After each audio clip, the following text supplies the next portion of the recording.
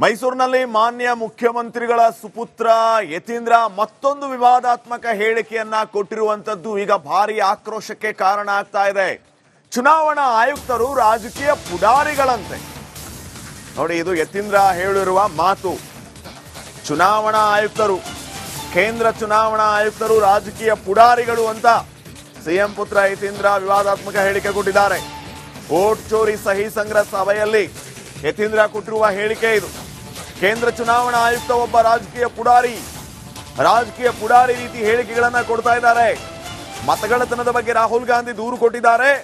ಆರೋಪ ಮಾಡಿದವರ ಮೇಲೆ ತೇಜೋವಧೆ ಆಗ್ತಾ ಇದೆ ಅಂತ ಯತೀಂದ್ರ ಹೇಳಿದ್ದಾರೆ.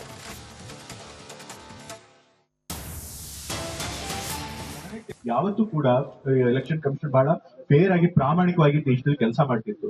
ಯಾವತ್ತೂ ಕೂಡ ಯಾವ್ದೊಂದು ರಾಜಕೀಯ ಪ್ರಭಾವಕ್ಕೆ ಒಳಗಾಗ್ತಾ ಇರಲಿಲ್ಲ. ಆದ್ರೆ ಇವತ್ತೇನಪ್ಪಾ ಅಂತಂದ್ರೆ ರಾಷ್ಟ್ರೀಯ ಚುನಾವಣಾ ಕಮಿಷನರ್ ಏನಾದ್ರೆ ಆಯುಕ್ತರಿದ್ದಾರೆ, ಅವರು ಒಬ್ಬ ರಾಜಕೀಯ ಪುಡಾರಿ ತರ ಮಾತಾಡ್ತಿದ್ದಾರೆ.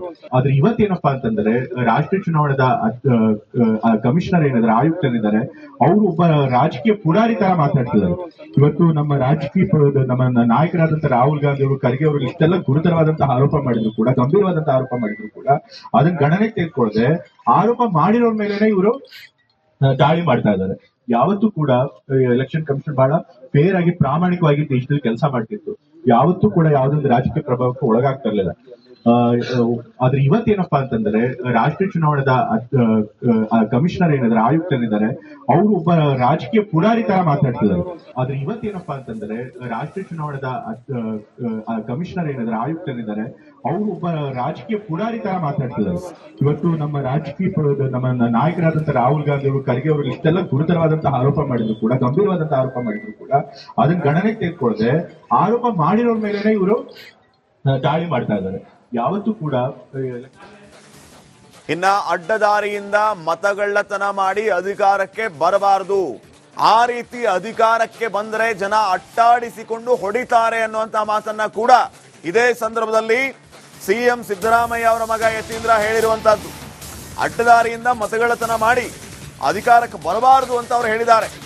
ಅಡ್ಡದಾರಿಯಿಂದ ಅಧಿಕಾರಕ್ಕೆ ಬಂದ್ರೆ ಅಟ್ಟಾಡಿಸಿಕೊಂಡು ಹೊಡಿತಾರೆ, ನೇಪಾಳದ ರೀತಿ ಜನ ಅಟ್ಟಾಡಿಸಿಕೊಂಡು ಹೊಡಿತಾರೆ ಅಂತ ಯತೀಂದ್ರ ಸಿದ್ದರಾಮಯ್ಯ ಹೇಳಿದ್ದಾರೆ. ಮೈಸೂರಿನಲ್ಲಿ ಮುಖ್ಯಮಂತ್ರಿಗಳ ಮಗ ಯತೀಂದ್ರ ಈ ರೀತಿ ಮಾತಾಡಿರುವಂತದ್ದು ಅಡ್ಡದಾರಿಯಿಂದ ಅಧಿಕಾರಕ್ಕೆ ಬರಬಾರದು ಅಂತ ಹೇಳಿರೋದು.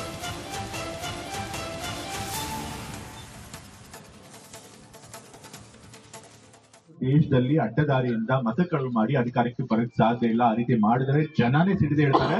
ಜನ ನೇಪಾಳದಲ್ಲಿ ಏನ್ ಮಾಡಿದ್ರು ಆ ರೀತಿ ಇವರು ಕೂಡ ಅಟ್ಟಾಡ್ಸ್ಕೊಂಡು ಹೊಡಿತಾರೆ ಅನ್ನೋದು ಅವ್ರಿಗೆ ಗೊತ್ತಾಗ್ಬೇಕು. ಅದಾಗ್ಬೇಕು ಅಂತಂದ್ರೆ ಈ ಸಹಿ ಸಂಗ್ರಹಣೆ ಏನಿದೆಯಲ್ಲ ಇದು ಯಶಸ್ವಿ ಆಗ್ಬೇಕು. ಇವತ್ತು ದೇಶದಲ್ಲಿ ಅಡ್ಡದಾರಿಯಿಂದ ಮತ ಕಳು ಮಾಡಿ ಅಧಿಕಾರಕ್ಕೆ ಬರಕ್ ಸಾಧ್ಯ ಇಲ್ಲ. ಆ ರೀತಿ ಮಾಡಿದ್ರೆ ಜನನೇ ಸಿಡಿದು ಹೇಳ್ತಾರೆ. ಜನ ನೇಪಾಳದಲ್ಲಿ ಏನ್ ಮಾಡಿದ್ರು ಆ ರೀತಿ ಇವರು ಕೂಡ ಅಟ್ಟಾಡ್ಸ್ಕೊಂಡು ಹೊಡಿತಾರೆ ಅನ್ನೋದು ಅವ್ರಿಗೆ ಗೊತ್ತಾಗ್ಬೇಕು. ಅದಾಗ್ಬೇಕು ಅಂತಂದ್ರೆ ಈ ಸಹಿ ಸಂಗ್ರಹಣೆ ಏನಿದೆಯಲ್ಲ ಇದು ಯಶಸ್ವಿ ಆಗ್ಬೇಕು. ಇವತ್ತು ದೇಶದಲ್ಲಿ ಅಡ್ಡದಾರಿಯಿಂದ ಮತ ಕಳು ಮಾಡಿ ಅಧಿಕಾರಕ್ಕೆ ಬರಕ್ ಸಾಧ್ಯ ಇಲ್ಲ. ಈ ಬಗ್ಗೆ ಇನ್ನಷ್ಟು ಮಾಹಿತಿಯನ್ನ ಕೊಡೋದಕ್ಕೆ ನಮ್ಮ ಮೈಸೂರು ಪ್ರತಿನಿಧಿ ವಿನೋದ್ ಈಗ ನೇರ ಸಂಪರ್ಕದಲ್ಲಿ ಜಾಯ್ನ್ ಆಗಿದ್ದಾರೆ. ವಿನೋದ, ಒಬ್ಬ ಕೇಂದ್ರ ಚುನಾವಣಾ ಆಯುಕ್ತರಿಗೆ ಯತೀಂದ್ರ ರಾಜಕೀಯ ಪುಡಾರಿ ಅಂತಾರೆ, ಇದರ ಅರ್ಥ ಏನು? ಮೊನ್ನೆ ಸತೀಶ್ ಜಾರಕಿಹೊಳಿ ವಿಚಾರವಾಗಿ ಒಂದು ಹೇಳಿಕೆಯನ್ನು ಕೊಟ್ಟಿರೋದು ಈಗಾಗಲೇ ಕಾಂಗ್ರೆಸ್ಸಿಗರ ಆಕ್ರೋಶಕ್ಕೆ ಕಾರಣ ಆಗಿದೆ. ಈಗ ರಾಜಕೀಯ ಪುಡಾರಿ ಅಂತ ಹೇಳಿರೋದು.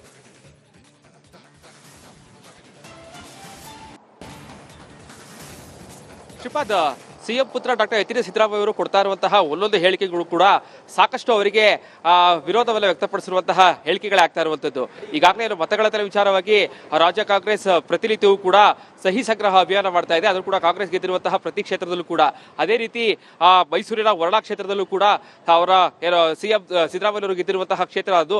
ಸೊ ಆ ಕ್ಷೇತ್ರದಲ್ಲಿ ಸಿಎಂ ಪುತ್ರ ಯತೀಂದ್ರ ಸಿದ್ದರಾಮಯ್ಯ ಅವರು ಈ ಸಹಿ ಸಂಗ್ರಹ ಸಭೆಗೆ ಹೋಗಿದ್ರು. ಆ ಸಂದರ್ಭದಲ್ಲಿ ಮಾತನಾಡಿರುವಂತಹ ಒಂದು ಮಾತು ಈಗ ಸಾಕಷ್ಟು ಆಕ್ರೋಶಕ್ಕೆ ಕಾರಣ ಆಗ್ತಾ ಇರುವಂತದ್ದು. ಬಹಳ ಪ್ರಮುಖವಾಗಿ ಈಗಾಗಲೇ ಈ ಕೇಂದ್ರದಲ್ಲಿ ಬಿಜೆಪಿ ಅಧಿಕಾರಕ್ಕೆ ಬಂದಿರುವಂತದ್ದೇ ಆ ಮತಗಳ್ಳತನ ಮತ್ತು ಅಡ್ಡದಾರಿ ಇಲ್ದ ಅಂತೇಳಿ ಯತೀಂದ್ರ ಅವರು ಗಂಭೀರವಾದಂತಹ ಆರೋಪನ ಮಾಡ್ತಾ ಇರುವಂತದ್ದು. ಈಗಾಗಲೇ ಚುನಾವಣಾ ಸಂದರ್ಭದಲ್ಲೂ ಕೂಡ ಕೇಂದ್ರ ಬಿಜೆಪಿಯವರು ಕೂಡ 400ಕ್ಕೂ ಹೆಚ್ಚು ಸ್ಥಾನವನ್ನು ಗೆಲ್ತಾರೆ ಅಂತ ಹೇಳ್ತಾ ಇದ್ರು. ಆದ್ರೆ ಜನರು ಅವರಿಗೆ ಬುದ್ಧಿಯನ್ನು ಕಲಿಸಿದ್ದಾರೆ. ಸೊ ಹೀಗಾಗಿ 240 ಸ್ಥಾನವನ್ನು ಮಾತ್ರ ಗೆಲ್ಲೋದಕ್ಕೆ ಸಾಧ್ಯ ಆಯಿತು. ಅವರು ಕೂಡ ಸಾಕಷ್ಟು ಮತಗಳ್ಳತನ ಇರ್ಬೋದು, ಈ ರೀತಿಯಾಗಿ ಅಡ್ಡದಾರಿಯಿಂದಾಗಿ ಈ ಒಂದು ಅಧಿಕಾರವನ್ನು ಹಿಡಿದಿದ್ದಾರೆ. ಜೊತೆಗೆ ಕೇಂದ್ರ ಚುನಾವಣಾ ಆಯೋಗದ ಮೇಲೂ ಕೂಡ ಸಾಕಷ್ಟು ಗಂಭೀರವಾದಂತಹ ಆರೋಪ ಮಾಡಿರುವಂತದ್ದು.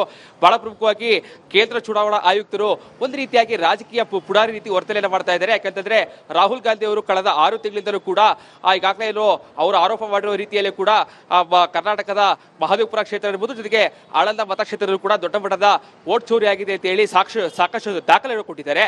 ದಾಖಲೆಗಳನ್ನ ಕೊಟ್ಟರೂ ಕೂಡ ಕೇಂದ್ರ ಚುನಾವಣಾ ಆಯೋಗ ಅದರ ಮೇಲೆ ಯಾವುದೇ ರೀತಿಯಾದಂತಹ ಕ್ರಮವನ್ನು ತೆಗೆದುಕೊಂಡಿಲ್ಲ. ಇದರ ಬದಲಾಗಿ ಸಾಕ್ಷಿಗಳನ್ನ ಕೊಟ್ಟವರ ಮೇಲೆಯೇ ದಾಳಿಯನ್ನ ಮಾಡಿ ತೇಜೋವಧೆಯನ್ನ ಮಾಡ್ತಾ ಇದ್ದಾರೆ ಅಂತ ಹೇಳಿ ಒಂದಷ್ಟು ಗಂಭೀರವಾದಂತಹ ಆರೋಪವನ್ನು ಮಾಡಿದ್ದಾರೆ. ಜೊತೆಗೆ ಈಗ ಸದ್ಯದಲ್ಲಿರುವಂತದ್ದು ಒಂದು ರೀತಿಯಲ್ಲಿ ಡಿಕ್ಟೇಟರ್ಶಿಪ್ ರೀತಿಯಾದಂತಹ ಅಧಿಕಾರ ನಡೆಸಿರುವಂತಹ ರೀತಿಯಾಗಿದೆ. ಇದು ಪ್ರಜಾಪ್ರಭುತ್ವಕ್ಕೆ ಮಾರಕ ಅಂತ ಹೇಳಲಾಗ್ತಾ ಇದೆ. ಮಾರಕ ಅಂತ ಹೇಳಿ ಅವರು ಗಂಭೀರವಾದ ಆರೋಪವನ್ನು ಮಾಡ್ತಾ ಇರುವುದು. ಜೊತೆಗೆ ಇದೇ ರೀತಿಯಾಗಿ ಮುಂದುವರೆದ್ರೆ ನೇಪಾಳದ ಪರಿಸ್ಥಿತಿಯು ಕೂಡ ರಾಜ್ಯದಲ್ಲಿ ಕಂಡು ಬರುತ್ತೆ, ದೇಶದಲ್ಲಿ ಕಂಡುಬರುವಂತಹ ಸಾಧ್ಯತೆ ಇದೆ. ಜನರು ನಿಜಕ್ಕೂ ಕೂಡ ಎಲ್ಲರನ್ನೂ ಕೂಡ ಆದ್ರೆ ಅಡ್ಡಾಡಿಸಿಕೊಂಡು ಹೊಡೆಯುವಂತಹ ಕೆಲಸಗಳು ಆಗತ್ತೆ. ಸೊ ಹೀಗಾಗಿ ಯಾರು ಕೂಡ ಅಡ್ಡದಾರಿಯಿಂದ ಅಧಿಕಾರಕ್ಕೆ ಬರಬಾರ್ದು, ಮತಗಳಂತಹ ಅಡ್ಡದಾರಿಯಲ್ಲಿ ಹಿಡಿಬಾರ್ದು ಅಂತ ಹೇಳಿ ಒಂದಷ್ಟು ಮಾತುಗಳನ್ನು ಹೇಳ್ತಾರೆ. ಒಂದು ಹೆಜ್ಜೆ ಮುಂದೆ ಹೋಗಿರುವಂತಹ ಯತೀಂದ್ರ ಸಿದ್ದರಾಮಯ್ಯನವರು ನೇರವಾಗಿ ಕೇಂದ್ರ ಚುನಾವಣಾ ಆಯುಕ್ತರಾದಂತಹ ಆಯುಕ್ತರಿಗೆ ರಾಜಕೀಯ ಪುಡಾರಿ ಅಂತ ಹೇಳಿರುವಂತದ್ದು ನಿಜಕ್ಕೂ ಕೂಡ ರಾಜ್ಯ ರಾಜಕಾರಣದಲ್ಲಿ ಒಂದಷ್ಟು ಚರ್ಚೆಗೆ ಕಾರಣ ಆಗಿರುವಂತಹ ವಿಚಾರ ಆಗಿದೆ. ಸೊ ಮುಂದಿನ ದಿನಗಳಲ್ಲಿ ವಿರೋಧ ಪಕ್ಷ ಇದನ್ನ ಈ ಹೇಳಿಕೆಯನ್ನ ಯಾವ ರೀತಿಯಾಗಿ ತೆಗೆದುಕೊಂಡು ಯತೀಂದ್ರ ಸಿದ್ದರಾಮಯ್ಯ ವಿರುದ್ಧ ಹೋರಾಟಕ್ಕೆ ಇಳಿಯುತ್ತೆ, ಕಾಂಗ್ರೆಸ್ ವಿರುದ್ಧವಾಗಿ ಯಾವ ರೀತಿಯಾದಂತಹ ಹಸ್ತಗಳನ್ನು ಬಳಸಿಕೊಳ್ಳುತ್ತೆ, ಕಾದು ನೋಡ್ಬೇಕಾಗತ್ತೆ. ಒಂದಂತೂ ಬಹಳ ಸ್ಪಷ್ಟ, ಯತೀಂದ್ರ ಸಿದ್ದರಾಮಯ್ಯನವರು ಕಳೆದ 15 ದಿನಗಳಿಂದ ಕೊಡ್ತಾ ಇರುವಂತಹ ಒಂದೊಂದು ಹೇಳಿಕೆಗಳು ಕೂಡ ಸಿಎಂ ಸಿದ್ದರಾಮಯ್ಯನವರಿಗೆ, ಜೊತೆಗೆ ರಾಜಕೀಯದಲ್ಲಿ ಈಗಷ್ಟೇ ಬೆಳೀತಾ ಇರುವಂತಹ ಸಿಎಂ ಅವರ ಪುತ್ರ ಡಾಕ್ಟರ್ ಯತೀಂದ್ರ ಸಿದ್ದರಾಮಯ್ಯವರು ಕೂಡ ಒಂದಷ್ಟು ಮಾರಕ ಆಗುವಂತಹ ಹೇಳಿಕೆಯನ್ನು ಕೊಡ್ತಾ ಇದ್ದಾರೆ. ಸೊ ಹೀಗಾಗಿ ಮುಂದಿನ ದಿನಗಳಲ್ಲಿ ರಾಜ್ಯ ಕಾಂಗ್ರೆಸ್ ಇರ್ಬೋದು, ಕಾಂಗ್ರೆಸ್ನ ಹೈಕಮಾಂಡ್ ಇರ್ಬೋದು, ಇದೆಲ್ಲದಕ್ಕೂ ಯಾವ ರೀತಿಯಾಗಿ ಫುಲ್ ಸ್ಟಾಪ್ ಅನ್ನು ಹಾಕುತ್ತೆ ಇರುವಂತದ್ದು ಕಾದು ನೋಡ್ಬೇಕಾಗತ್ತೆ. Shripad. Okay, thank you Vinod ಮಾಹಿತಿಗಾಗಿ. ಮೈಸೂರಿನಲ್ಲಿ ಮಾನ್ಯ ಮುಖ್ಯಮಂತ್ರಿಗಳ ಸುಪುತ್ರ ಯತೀಂದ್ರ ಮತ್ತೊಂದು ವಿವಾದಾತ್ಮಕ ಹೇಳಿಕೆಯನ್ನ ಕೊಟ್ಟಿರುವಂತದ್ದು ಈಗ ಭಾರಿ ಆಕ್ರೋಶಕ್ಕೆ ಕಾರಣ ಆಗ್ತಾ ಇದೆ. ಚುನಾವಣಾ ಆಯುಕ್ತರು ರಾಜಕೀಯ ಪುಡಾರಿಗಳಂತೆ. ನೋಡಿ, ಇದು ಯತೀಂದ್ರ ಹೇಳಿರುವ ಮಾತು. ಚುನಾವಣಾ ಆಯುಕ್ತರು, ಕೇಂದ್ರ ಚುನಾವಣಾ ಆಯುಕ್ತರು ರಾಜಕೀಯ ಪುಡಾರಿಗಳು ಅಂತ ಸಿಎಂ ಪುತ್ರ ಯತೀಂದ್ರ ವಿವಾದಾತ್ಮಕ ಹೇಳಿಕೆ ಕೊಟ್ಟಿದ್ದಾರೆ. ವೋಟ್ ಚೋರಿ ಸಹಿ ಸಂಗ್ರಹ ಸಭೆಯಲ್ಲಿ ಯತೀಂದ್ರ ಕೊಟ್ಟಿರುವ ಹೇಳಿಕೆ ಇದು. ಕೇಂದ್ರ ಚುನಾವಣಾ ಆಯುಕ್ತ ಒಬ್ಬ ರಾಜಕೀಯ ಪುಡಾರಿ ರೀತಿ ಹೇಳಿಕೆಗಳನ್ನ ಕೊಡ್ತಾ ಇದ್ದಾರೆ. ಮತಗಳ್ಳತನದ ಬಗ್ಗೆ ರಾಹುಲ್ ಗಾಂಧಿ ದೂರು ಕೊಟ್ಟಿದ್ದಾರೆ.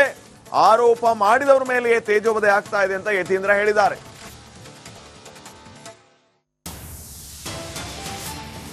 ಯಾವತ್ತೂ ಕೂಡ ಎಲೆಕ್ಷನ್ ಕಮಿಷನ್ ಬಹಳ ಫೇರ್ ಆಗಿ ಪ್ರಾಮಾಣಿಕವಾಗಿ ದೇಶದಲ್ಲಿ ಕೆಲಸ ಮಾಡ್ತಿತ್ತು. ಯಾವತ್ತೂ ಕೂಡ ಯಾವ್ದೊಂದು ರಾಜಕೀಯ ಪ್ರಭಾವಕ್ಕೆ ಒಳಗಾಗ್ತಾ ಇರಲಿಲ್ಲ. ಆದ್ರೆ ಇವತ್ತೇನಪ್ಪಾ ಅಂತಂದ್ರೆ ರಾಷ್ಟ್ರೀಯ ಚುನಾವಣಾ ಕಮಿಷನರ್ ಏನಾದ್ರೆ ಆಯುಕ್ತರಿದ್ದಾರೆ, ಅವರು ಒಬ್ಬ ರಾಜಕೀಯ ಪುಡಾರಿ ತರ ಮಾತಾಡ್ತಿದ್ದಾರೆ. ಆದ್ರೆ ಇವತ್ತೇನಪ್ಪಾ ಅಂತಂದ್ರೆ ರಾಷ್ಟ್ರೀಯ ಚುನಾವಣಾ ಕಮಿಷನರ್ ಏನಾದ್ರೆ ಆಯುಕ್ತರಿದ್ದಾರೆ, ಅವರು ಒಬ್ಬ ರಾಜಕೀಯ ಪುಡಾರಿ ತರ ಮಾತಾಡ್ತಿದ್ದಾರೆ. ಇವತ್ತು ನಮ್ಮ ನಾಯಕರಾದಂತಹ ರಾಹುಲ್ ಗಾಂಧಿ ಅವರು, ಖರ್ಗೆ ಅವರು ಇಷ್ಟೆಲ್ಲ ಗುರುತರವಾದಂತಹ ಆರೋಪ ಮಾಡಿದ್ರು ಕೂಡ, ಗಂಭೀರವಾದಂತಹ ಆರೋಪ ಮಾಡಿದ್ರು ಕೂಡ ಅದನ್ನ ಗಣನೆಗೆ ತೆಗೆದುಕೊಳ್ಳದೆ ಆರೋಪ ಮಾಡಿರೋರ್ ಮೇಲೆನೆ ಇವರು ದಾಳಿ ಮಾಡ್ತಾ ಇದ್ದಾರೆ. ಯಾವತ್ತೂ ಕೂಡ ಎಲೆಕ್ಷನ್ ಕಮಿಷನ್ ಬಹಳ ಫೇರ್ ಆಗಿ ಪ್ರಾಮಾಣಿಕವಾಗಿ ದೇಶದಲ್ಲಿ ಕೆಲಸ ಮಾಡ್ತಿತ್ತು. ಯಾವತ್ತೂ ಕೂಡ ಯಾವ್ದೊಂದು ರಾಜಕೀಯ ಪ್ರಭಾವಕ್ಕೆ ಒಳಗಾಗ್ತಾ ಇರಲಿಲ್ಲ. ಆದ್ರೆ ಇವತ್ತೇನಪ್ಪಾ ಅಂತಂದ್ರೆ ರಾಷ್ಟ್ರೀಯ ಚುನಾವಣಾ ಕಮಿಷನರ್ ಏನಾದ್ರೆ ಆಯುಕ್ತರಿದ್ದಾರೆ, ಅವರು ಒಬ್ಬ ರಾಜಕೀಯ ಪುಡಾರಿ ತರ ಮಾತಾಡ್ತಿದ್ದಾರೆ. ಆದ್ರೆ ಇವತ್ತೇನಪ್ಪಾ ಅಂತಂದ್ರೆ ರಾಷ್ಟ್ರೀಯ ಚುನಾವಣಾ ಕಮಿಷನರ್ ಏನಾದ್ರೆ ಆಯುಕ್ತರಿದ್ದಾರೆ, ಅವರು ಒಬ್ಬ ರಾಜಕೀಯ ಪುಡಾರಿ ತರ ಮಾತಾಡ್ತಿದ್ದಾರೆ. ಇವತ್ತು ನಮ್ಮ ನಾಯಕರಾದಂತಹ ರಾಹುಲ್ ಗಾಂಧಿ ಅವರು, ಖರ್ಗೆ ಅವರು ಇಷ್ಟೆಲ್ಲ ಗುರುತರವಾದಂತಹ ಆರೋಪ ಮಾಡಿದ್ರು ಕೂಡ, ಗಂಭೀರವಾದಂತಹ ಆರೋಪ ಮಾಡಿದ್ರು ಕೂಡ ಅದನ್ನ ಗಣನೆಗೆ ತೆಗೆದುಕೊಳ್ಳದೆ ಆರೋಪ ಮಾಡಿರೋರ್ ಮೇಲೆನೆ ಇವರು ದಾಳಿ ಮಾಡ್ತಾ ಇದ್ದಾರೆ. ಯಾವತ್ತೂ ಕೂಡ ಇನ್ನ ಅಡ್ಡದಾರಿಯಿಂದ ಮತಗಳ್ಳತನ ಮಾಡಿ ಅಧಿಕಾರಕ್ಕೆ ಬರಬಾರದು, ಆ ರೀತಿ ಅಧಿಕಾರಕ್ಕೆ ಬಂದರೆ ಜನ ಅಟ್ಟಾಡಿಸಿಕೊಂಡು ಹೊಡಿತಾರೆ ಅನ್ನುವಂತ ಮಾತನ್ನ ಕೂಡ ಇದೇ ಸಂದರ್ಭದಲ್ಲಿ ಸಿಎಂ ಸಿದ್ದರಾಮಯ್ಯ ಅವರ ಮಗ ಯತೀಂದ್ರ ಹೇಳಿರುವಂತಹದ್ದು. ಅಡ್ಡದಾರಿಯಿಂದ ಮತಗಳ್ಳತನ ಮಾಡಿ ಅಧಿಕಾರಕ್ಕೆ ಬರಬಾರದು ಅಂತ ಅವರು ಹೇಳಿದ್ದಾರೆ. ಅಡ್ಡದಾರಿಯಿಂದ ಅಧಿಕಾರಕ್ಕೆ ಬಂದ್ರೆ ಅಟ್ಟಾಡಿಸಿಕೊಂಡು ಹೊಡಿತಾರೆ, ನೇಪಾಳದ ರೀತಿ ಜನ ಅಟ್ಟಾಡಿಸಿಕೊಂಡು ಹೊಡಿತಾರೆ ಅಂತ ಯತೀಂದ್ರ ಸಿದ್ದರಾಮಯ್ಯ ಹೇಳಿದ್ದಾರೆ.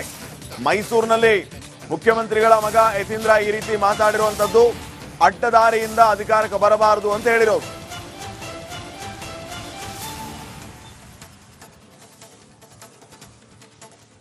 ದೇಶದಲ್ಲಿ ಅಡ್ಡದಾರಿಯಿಂದ ಮತ ಕಳು ಮಾಡಿ ಅಧಿಕಾರಕ್ಕೆ ಬರಕ್ ಸಾಧ್ಯ ಇಲ್ಲ. ಆ ರೀತಿ ಮಾಡಿದ್ರೆ ಜನನೇ ಸಿಡಿದು ಹೇಳ್ತಾರೆ. ಜನ ನೇಪಾಳದಲ್ಲಿ ಏನ್ ಮಾಡಿದ್ರು ಆ ರೀತಿ ಇವರು ಕೂಡ ಅಟ್ಟಾಡ್ಸ್ಕೊಂಡು ಹೋಗಿದ್ದಾರೆ ಅನ್ನೋದು ಅವ್ರಿಗೆ ಗೊತ್ತಾಗ್ಬೇಕು. ಅದಾಗ್ಬೇಕು ಅಂತಂದ್ರೆ ಈ ಸಹಿ ಸಂಗ್ರಹಣೆ ಏನಿದೆಯಲ್ಲ ಇದು ಯಶಸ್ವಿ ಆಗ್ಬೇಕು. ನಮ್ಮ ಇವತ್ತು ದೇಶದಲ್ಲಿ ಅಡ್ಡದಾರಿಯಿಂದ ಮತ ಕಳು ಮಾಡಿ ಅಧಿಕಾರಕ್ಕೆ ಬರಕ್ ಸಾಧ್ಯ ಇಲ್ಲ. ಆ ರೀತಿ ಮಾಡಿದ್ರೆ ಜನನೇ ಸಿಡಿದು ಹೇಳ್ತಾರೆ. ಜನ ನೇಪಾಳದಲ್ಲಿ ಏನ್ ಮಾಡಿದ್ರು ಆ ರೀತಿ ಇವರು ಕೂಡ ಅಟ್ಟಾಡ್ಸ್ಕೊಂಡು ಹೋಗಿದ್ದಾರೆ ಅನ್ನೋದು ಅವ್ರಿಗೆ ಗೊತ್ತಾಗ್ಬೇಕು. ಅದಾಗ್ಬೇಕು ಅಂತಂದ್ರೆ ಈ ಸಹಿ ಸಂಗ್ರಹಣೆ ಏನಿದೆಯಲ್ಲ ಇದು ಯಶಸ್ವಿ ಆಗ್ಬೇಕು. ನಮ್ಮ ಇವತ್ತು ದೇಶದಲ್ಲಿ ಅಡ್ಡದಾರಿಯಿಂದ ಮತ ಕಳು ಮಾಡಿ ಅಧಿಕಾರಕ್ಕೆ ಬರಕ್ ಸಾಧ್ಯ ಇಲ್ಲ. ಈ ಬಗ್ಗೆ ಇನ್ನಷ್ಟು ಮಾಹಿತಿಯನ್ನ ಕೊಡೋದಕ್ಕೆ ನಮ್ಮ ಮೈಸೂರು ಪ್ರತಿನಿಧಿ ವಿನೋದ್ ಈಗ ನೇರ ಸಂಪರ್ಕದಲ್ಲಿ ಜಾಯ್ನ್ ಆಗಿದ್ದಾರೆ. ವಿನೋದ, ಒಬ್ಬ ಕೇಂದ್ರ ಚುನಾವಣಾ ಆಯುಕ್ತರಿಗೆ ಯತೀಂದ್ರ ರಾಜಕೀಯ ಪುಡಾರಿ ಅಂತಾರೆ. ಇದರ ಅರ್ಥ ಏನು? ಮೊನ್ನೆ ಸತೀಶ್ ಜಾರಕಿಹೊಳಿ ವಿಚಾರವಾಗಿ ಒಂದು ಹೇಳಿಕೆಯನ್ನು ಕೊಟ್ಟಿರೋದು ಈಗಾಗಲೇ ಕಾಂಗ್ರೆಸ್ಸಿಗರ ಆಕ್ರೋಶಕ್ಕೆ ಕಾರಣ ಆಗಿದೆ. ಈಗ ರಾಜಕೀಯ ಪುಡಾರಿ ಅಂತ ಹೇಳಿರೋದು.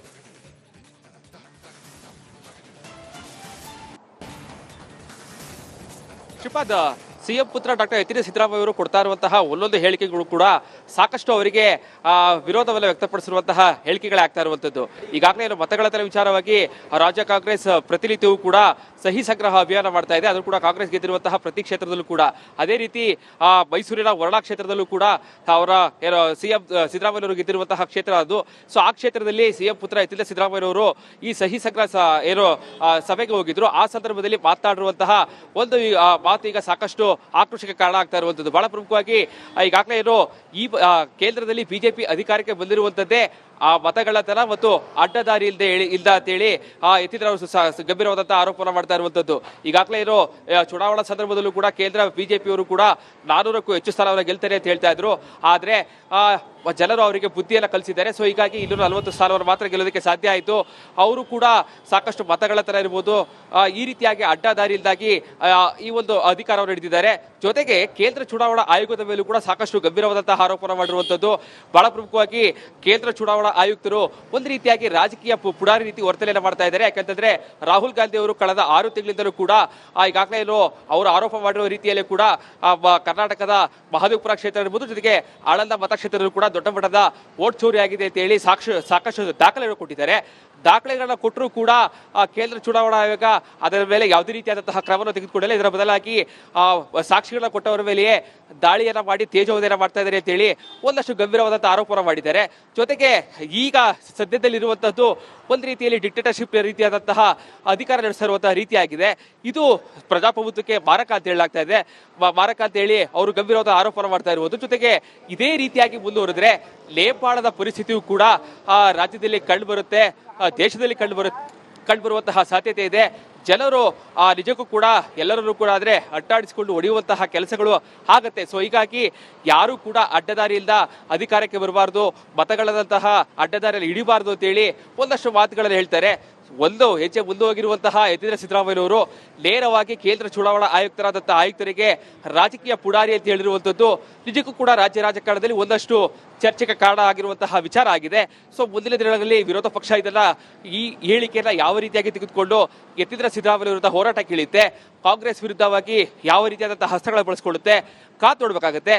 ಒಂದಂತೂ ಬಹಳ ಸ್ಪಷ್ಟ, ಯತೀಂದ್ರ ಸಿದ್ದರಾಮಯ್ಯನವರು ಕಳೆದ 15 ದಿನಗಳಿಂದ ಕೊಡ್ತಾ ಇರುವಂತಹ ಒಂದೊಂದು ಹೇಳಿಕೆಗಳು ಕೂಡ ಸಿಎಂ ಸಿದ್ದರಾಮಯ್ಯನವರಿಗೆ, ಜೊತೆಗೆ ರಾಜಕೀಯದಲ್ಲಿ ಈಗಷ್ಟೇ ಬೆಳೀತಾ ಇರುವಂತಹ ಸಿಎಂ ಅವರ ಪುತ್ರ ಡಾಕ್ಟರ್ ಯತೀಂದ್ರ ಸಿದ್ದರಾಮಯ್ಯನವರು ಕೂಡ ಒಂದಷ್ಟು ಮಾರಕ ಆಗುವಂತಹ ಹೇಳಿಕೆಯನ್ನು ಕೊಡ್ತಾ ಇದ್ದಾರೆ. ಸೊ ಹೀಗಾಗಿ ಮುಂದಿನ ದಿನಗಳಲ್ಲಿ ರಾಜ್ಯ ಕಾಂಗ್ರೆಸ್ ಇರ್ಬೋದು, ಕಾಂಗ್ರೆಸ್ನ ಹೈಕಮಾಂಡ್ ಇರ್ಬೋದು, ಇದೆಲ್ಲದಕ್ಕೂ ಯಾವ ರೀತಿಯಾಗಿ ಫುಲ್ ಸ್ಟಾಪ್ ಅನ್ನು ಹಾಕುತ್ತೆ ಅನ್ನುವಂಥದ್ದು ಕಾದು ನೋಡ್ಬೇಕಾಗುತ್ತೆ. Shripad. Okay, thank you Vinod ಮಾಹಿತಿಗಾಗಿ.